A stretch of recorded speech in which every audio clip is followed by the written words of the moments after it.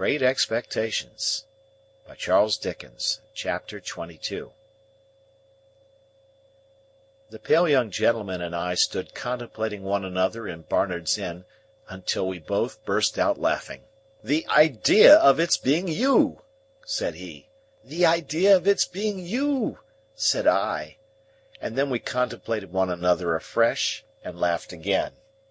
"Well," said the pale young gentleman, reaching out his hand good-humouredly, "it's all over now, I hope, and it will be magnanimous in you if you'll forgive me for having knocked you about so." I derived from this speech that Mr. Herbert Pocket, for Herbert was the pale young gentleman's name, still rather confounded his intention with his execution. But I made a modest reply, and we shook hands warmly. "You hadn't come into your good fortune at that time?" said Herbert Pocket. "No," said I. "No," he acquiesced. "I heard it had happened very lately. I was rather on the look-out for good fortune then." "Indeed?" "Yes. Miss Havisham had sent for me to see if she could take a fancy to me, but she couldn't. At all events, she didn't." I thought it polite to remark that I was surprised to hear that. "Bad taste," said Herbert, laughing, "but a fact. Yes, she had sent for me on a trial visit, and if I had come out of it successfully, I suppose I should have been provided for. Perhaps I should have been what you may call it to Estella." "What's that?" I asked, with sudden gravity. He was arranging his fruit in plates while we talked, which divided his attention, and was the cause of his having made this lapse of a word. "Affianced," he explained, still busy with the fruit. "Betrothed, engaged, what's it's named, any word of that sort." "How did you bear your disappointment?" I asked. "Pooh!" said he. "I didn't care much for it. She's a Tartar." "Miss Havisham?" "I don't say no to that, but I meant Estella. That girl's hard and haughty and capricious to the last degree, and has been brought up by Miss Havisham to wreak revenge on all the male sex." "What relation is she to Miss Havisham?" "None," said he. "Only adopted." "Why should she wreak revenge on all the male sex? What revenge?" "Lord, Mr. Pip," said he, "don't you know?" "No," said I. "Dear me! It's quite a story, and shall be saved till dinner-time. And now let me take the liberty of asking you a question. How did you come there that day?" I told him, and he was attentive till I had finished, and then burst out laughing again, and asked me if I was sore afterwards. I didn't ask him if he was, for my conviction on that point was perfectly established. "Mr. Jaggers is your guardian, I understand?" he went on. "Yes." "You know he is Miss Havisham's man of business and solicitor, and has her confidence when nobody else has."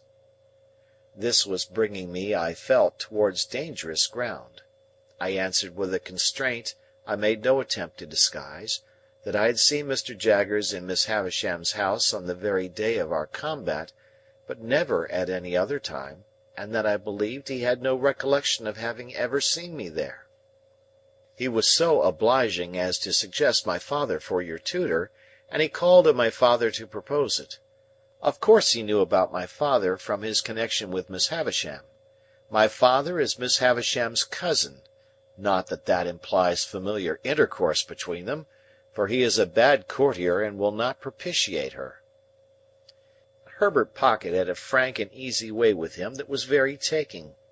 I had never seen any one then, and I have never seen any one since, who more strongly expressed to me, in every look and tone, a natural incapacity to do anything secret and mean. There was something wonderfully hopeful about his general air, and something that at the same time whispered to me he would never be very successful or rich. I don't know how this was. I became imbued with the notion on that first occasion before we sat down to dinner, but I cannot define by what means. He was still a pale young gentleman, and had a certain conquered languor about him in the midst of his spirits and briskness that did not seem indicative of natural strength. He had not a handsome face, but it was better than handsome, being extremely amiable and cheerful. His figure was a little ungainly, as in the days when my knuckles had taken such liberties with it, but it looked as if it would always be light and young. Whether Mr. Trabb's local work would have sat more gracefully on him than on me may be a question, but I am conscious that he carried off his rather old clothes much better than I carried off my new suit. As he was so communicative, I felt that reserve on my part would be a bad return unsuited to our years. I therefore told him my small story, and laid stress on my being forbidden to inquire who my benefactor was. I further mentioned that as I had been brought up a blacksmith in a country place, and knew very little of the ways of politeness, I would take it as a great kindness in him if he would give me a hint whenever he saw me at a loss or going wrong. "With pleasure," said he, "though I venture to prophesy that you'll want very few hints. I dare say we shall be often together, and I should like to banish any needless restraint between us. Will you do me the favour to begin at once to call me by my Christian name, Herbert?" I thanked him, and said I would. I informed him in exchange that my Christian name was Philip. "I don't take to Philip," said he, smiling, "for it sounds like a moral boy out of the spelling book, who was so lazy that he fell into a pond, or so fat that he couldn't see out of his eyes, or so avaricious that he locked up his cake till the mice ate it, or so determined to go a bird's nesting that he got himself eaten by bears who lived handy in the neighbourhood. I tell you what I should like. We are so harmonious, and you have been a blacksmith. Would you mind it?" "I shouldn't mind anything that you propose," I answered, "but I don't understand you." "Would you mind Handel for a familiar name? There's a charming piece of music by Handel, called the Harmonious Blacksmith." "I should like it very much." "Then, my dear Handel," said he, turning round as the door opened, "here is the dinner, and I must beg of you to take the top of the table, because the dinner is of your providing." This I would not hear of, so he took the top, and I faced him. It was a nice little dinner, seemed to me then a very Lord Mayor's feast, and it acquired additional relish from being eaten under those independent circumstances, with no old people by, and with London all around us. This again was heightened by a certain gipsy character that set the banquet off, for while the table was, as Mr. Pumblechook might have said, the lap of luxury, being entirely furnished forth from the coffee-house, the circumjacent region of sitting-room was of a comparatively pastureless and shifty character, imposing on the waiter the wandering habits of putting the covers on the floor, where he fell over them, the melted butter in the armchair, the bread on the bookshelves, the cheese in the coal-scuttle, and the boiled fowl into my bed in the next room, where I found much of its parsley and butter in a state of congelation when I retired for the night. All this made the feast delightful, and when the waiter was not there to watch me, my pleasure was without alloy. We had made some progress in the dinner when I reminded Herbert of his promise to tell me about Miss Havisham. "True," he replied. "I'll redeem it at once. Let me introduce the topic, Handel, by mentioning that in London it is not the custom to put the knife in the mouth, for fear of accidents, and that while the fork is reserved for that use, it is not put further in than necessary. It is scarcely worth mentioning, only it's as well to do as other people do. Also, the spoon is not generally used overhand, but under. This has two advantages. You get at your mouth better, which after all is the object, and you save a good deal of the attitude of opening oysters on the part of the right elbow." He offered these friendly suggestions in such a lively way that we both laughed, and I scarcely blushed. "Now," he pursued, "concerning Miss Havisham. Miss Havisham, you must know, was a spoilt child. Her mother died when she was a baby, and her father denied her nothing. Her father was a country gentleman down in your part of the world, and was a brewer. I don't know why it should be a crack thing to be a brewer, but it is indisputable that while you cannot possibly be genteel and bake, you may be as genteel as never was, and brew. You see it every day." "Yet a gentleman may not keep a public house, may he?" said I. "Not on any account," returned Herbert, "but a public house may keep a gentleman. Well, Mr. Havisham was very rich and very proud. So was his daughter." "Miss Havisham was an only child?" I hazarded. "Stop a moment. I'm coming to that. No, she was not an only child. She had a half-brother. Her father privately married again. His cook, I rather think." "I thought he was proud," said I. "My good Handel, so he was. He married his second wife privately, because he was proud, and in course of time she died. When she was dead, I apprehend he first told his daughter what he had done, and then the son became a part of the family, residing in the house you are acquainted with. As the son grew a young man, he turned out riotous, extravagant, undutiful, altogether bad.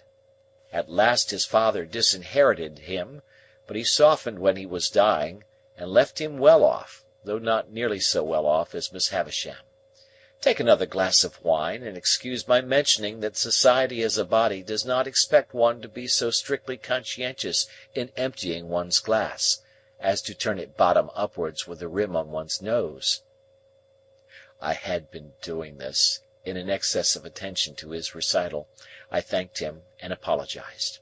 He said, "Not at all," and resumed. Miss Havisham was now an heiress, and you may suppose was looked after as a great match. Her half-brother had now ample means again, but what with debts and what with new madness wasted them most fearfully again. There were stronger differences between him and her than there had been betwixt him and his father, and it is suspected that he cherished a deep and mortal grudge against her as having influenced the father's anger. Now, I come to the cruel part of the story. Merely breaking off, my dear Handel, to remark that a dinner napkin will not go into a tumbler. Why I was trying to pack mine into my tumbler, I am wholly unable to say. I only know that I found myself, with a perseverance worthy of a much better cause, making the most strenuous exertions to compress it within those limits. Again I thanked him and apologized, and again he said in the cheerfullest manner, "Not at all, I am sure," and resumed. There appeared upon the scene, say at the races, or the public balls, or anywhere else you like, a certain man, who made love to Miss Havisham. I never saw him, for this happened 25 years ago, before you and I were, Handel. But I have heard my father mention that he was a showy man, and the kind of man for the purpose. But that he was not to be, without ignorance or prejudice, mistaken for a gentleman, my father most strongly asseverates, because it is a principle of his that no man who was not a true gentleman at heart ever was, since the world began, a true gentleman in manner. He says, no varnish can hide the grain of the wood, and that the more varnish you put on, the more the grain will express itself. Well, this man pursued Miss Havisham closely, and professed to be devoted to her. I believe she had not much shown susceptibility up to that time, but all the susceptibility she possessed certainly came out then, and she passionately loved him. There is no doubt that she perfectly idolized him. He practised on her affection in that systematic way that he got great sums of money from her, and he induced her to buy her brother out of a share in the brewery, which had been weakly left him by his father, at an immense price, on the plea that when he was her husband he must hold and manage it all. Your guardian was not at that time in Miss Havisham's counsels, and she was too haughty and too much in love to be advised by any one. Her relations were poor and scheming, with the exception of my father. He was poor enough, but not time-serving or jealous. The only independent one among them, he warned her that she was doing too much for this man, and was placing herself too unreservedly in his power. She took the first opportunity of angrily ordering my father out of the house, in his presence, and my father has never seen her since. I thought of her having said, "Matthew will come and see me at last when I am laid dead upon that table," and I asked Herbert whether his father was so inveterate against her.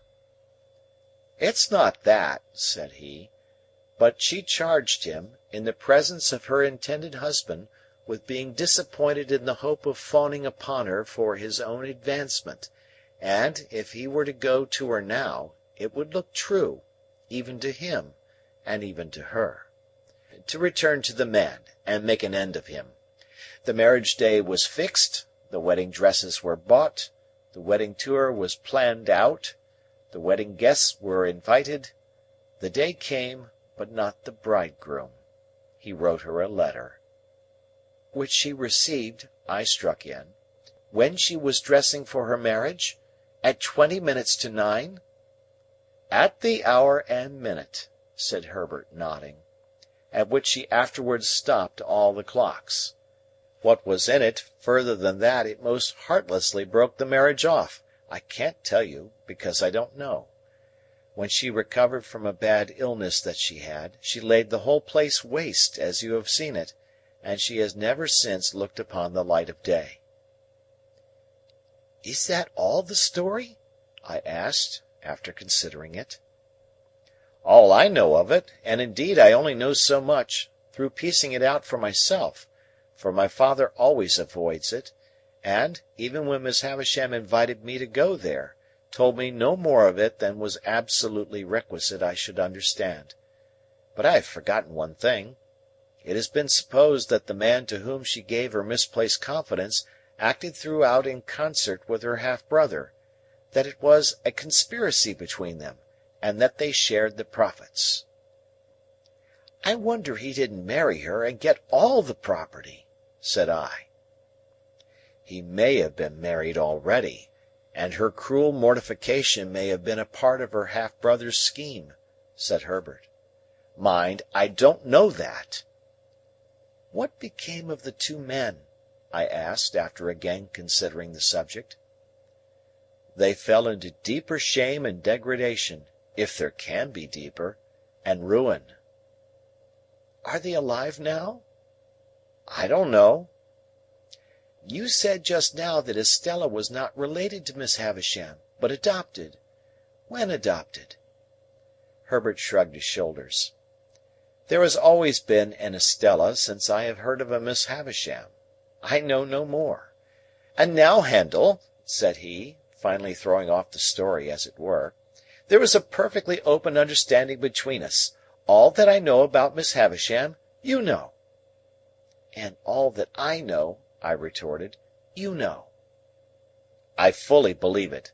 So there can be no competition or perplexity between you and me.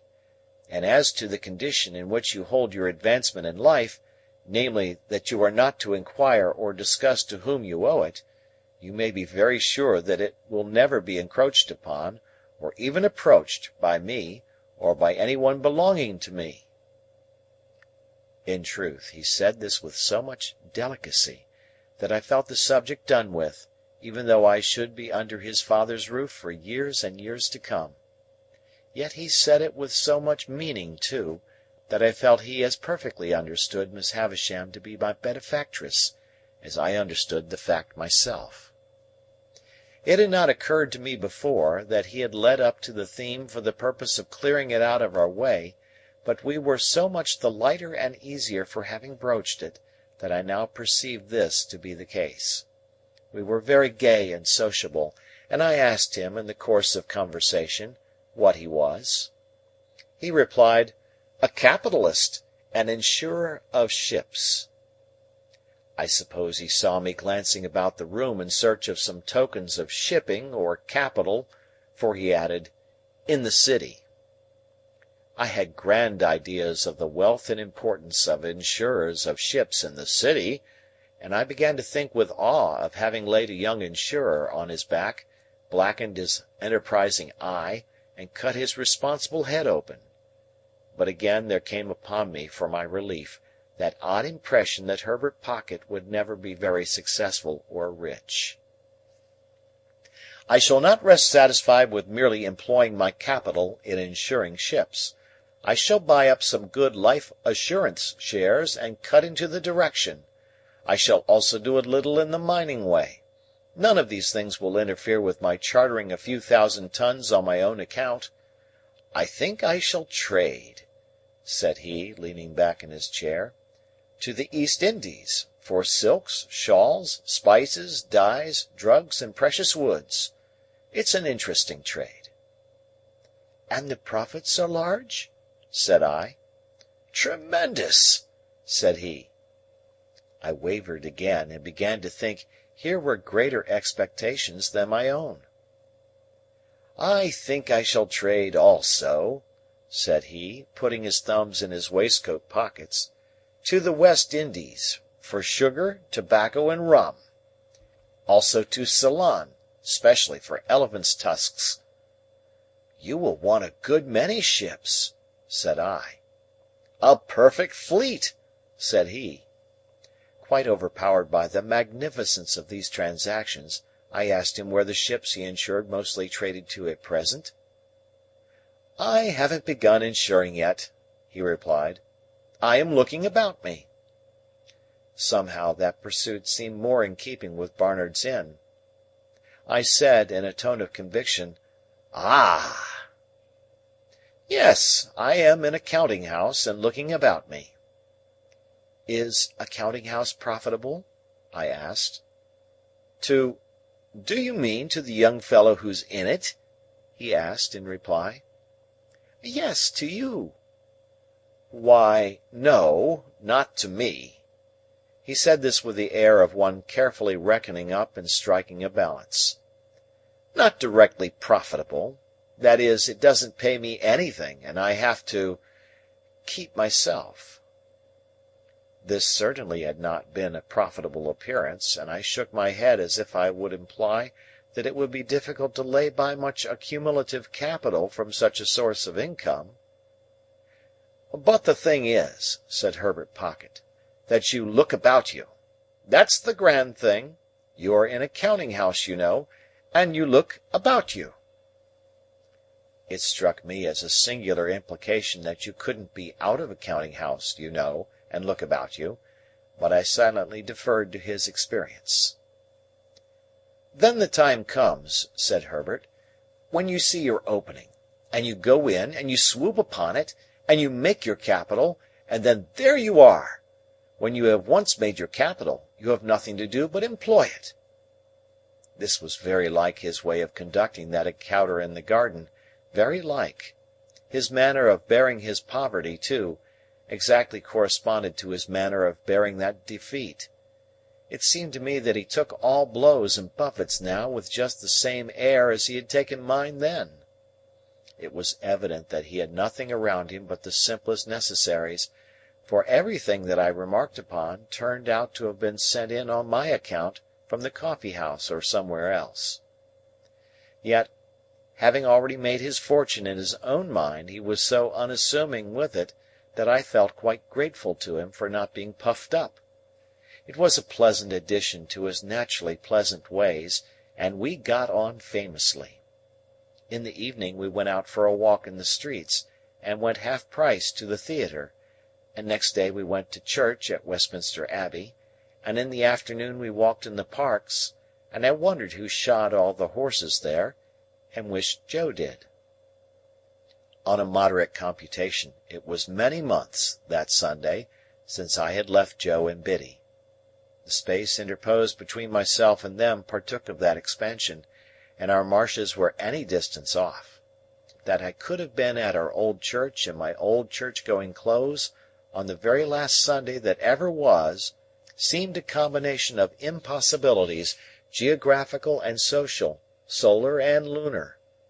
Yet, in the London streets so crowded with people, and so brilliantly lighted in the dusk of evening, there were depressing hints of reproaches for that I had put the poor old kitchen at home so far away, and in the dead of night the footsteps of some incapable impostor of a porter mooring about Barnard's Inn, under pretence of watching it, fell hollow on my heart. On the Monday morning at 9:15, Herbert went to the counting-house to report himself, to look about him too, I suppose, and I bore him company. He was to come away in an hour or two to attend me to Hammersmith, and I was to wait about for him. It appeared to me that the eggs from which young insurers were hatched were incubated in dust and heat, like the eggs of ostriches, judging from the places to which those incipient giants repaired on a Monday morning.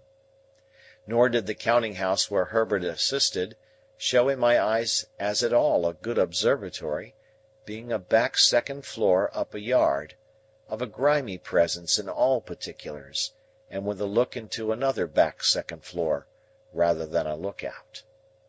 I waited about until it was noon, and I went upon 'Change, and I saw fluey men sitting there under the bills about shipping, whom I took to be great merchants, though I couldn't understand why they should be all out of spirits. When Herbert came, we went and had lunch at a celebrated house which I then quite venerated, but now believed to have been the most abject superstition in Europe, and where I could not help noticing, even then, that there was much more gravy on the tablecloths and knives and waiters' clothes than in the steaks. This collation disposed of at a moderate price, considering the grease which was not charged for, we went back to Barnard's Inn and got my little portmanteau, and then took coach for Hammersmith. We arrived there at 2 or 3 o'clock in the afternoon, and had very little way to walk to Mr. Pocket's house. Lifting the latch of a gate, we passed directly into a little garden overlooking the river, where Mr. Pocket's children were playing about. And unless I deceive myself on a point where my interests or prepossessions are certainly not concerned, I saw that Mr. and Mrs. Pocket's children were not growing up or being brought up, but were tumbling up. Mrs. Pocket was sitting on a garden chair under a tree, reading, with her legs upon another garden chair, and Mrs. Pocket's 2 nursemaids were looking about them while the children played. "Mamma," said Herbert, "this is young Mr. Pip." Upon which Mrs. Pocket received me with an appearance of amiable dignity. "Master Alick and Miss Jane," cried one of the nurses to 2 of the children, "if you go a-bouncing up against them bushes you'll fall over into the river, and be drownded, and what'll your pa say then?" At the same time this nurse picked up Mrs. Pocket's handkerchief, and said, "If that don't make 6 times you've dropped it, mum." Upon which Mrs. Pocket laughed and said, "Thank you, Flopson," and settling herself in one chair only, resumed her book. Her countenance immediately assumed a knitted and intent expression, as if she had been reading for a week, but before she could have read half a dozen lines, she fixed her eyes upon me, and said, "I hope your mamma is quite well?" This unexpected inquiry put me into such a difficulty, that I began saying in the absurdest way that if there had been any such person, I had no doubt she would have been quite well, and would have been very much obliged and would have sent her compliments, when the nurse came to my rescue. "Well," she cried, picking up the pocket-handkerchief, "if that don't make 7 times! What are you a-doing of this afternoon, mum?" Mrs. Pocket received her property, at first with a look of unutterable surprise as if she had never seen it before, and then with a laugh of recognition, and said, "Thank you, Flopson," and forgot me, and went on reading. I found, now I had leisure to count them, that there were no fewer than 6 little Pockets present, in various stages of tumbling up. I had scarcely arrived at the total when a 7th was heard, as in the region of air, wailing dolefully. "If there ain't baby!" said Flopson, appearing to think it most surprising. "Make haste up, Millers!" Millers, who was the other nurse, retired into the house, and by degrees the child's wailing was hushed and stopped, as if it were a young ventriloquist with something in its mouth. Mrs. Pocket read all the time, and I was curious to know what the book could be. We were waiting, I suppose, for Mr. Pocket to come out to us, At any rate, we waited there, and so I had an opportunity of observing the remarkable family phenomenon that whenever any of the children strayed near Mrs. Pocket in their play, they always tripped themselves up and tumbled over her, always very much to her momentary astonishment and their own more enduring lamentation. I was at a loss to account for this surprising circumstance, and could not help giving my mind to speculations about it, until by and by Millers came down with the baby, which baby was handed to Flopson, which Flopson was handing it to Mrs. Pocket, when she too went fairly head foremost over Mrs. Pocket, baby and all, and was caught by Herbert and myself. "Gracious me, Flopson!" said Mrs. Pocket, looking off her book for a moment. "Everybody's tumbling." "Gracious you indeed, Mum!" returned Flopson, very red in the face. "What have you got there?" "I got here, Flopson?" asked Mrs. Pocket. "Why, if it ain't your footstool!" cried Flopson. "And if you keep it under your skirts like that, who's to help tumbling? Here! Take the baby, Mum, and give me your book." Mrs. Pocket acted on the advice, and inexpertly danced the infant a little in her lap, while the other children played about it. This had lasted but a very short time, when Mrs. Pocket issued summary orders that they were all to be taken into the house for a nap. Thus I made the second discovery on that first occasion, that the nurture of the little Pockets consisted of alternately tumbling up and lying down.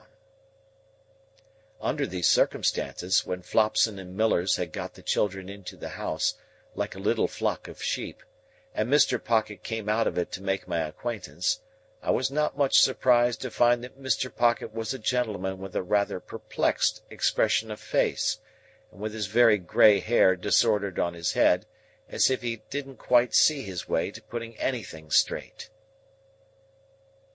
Chapter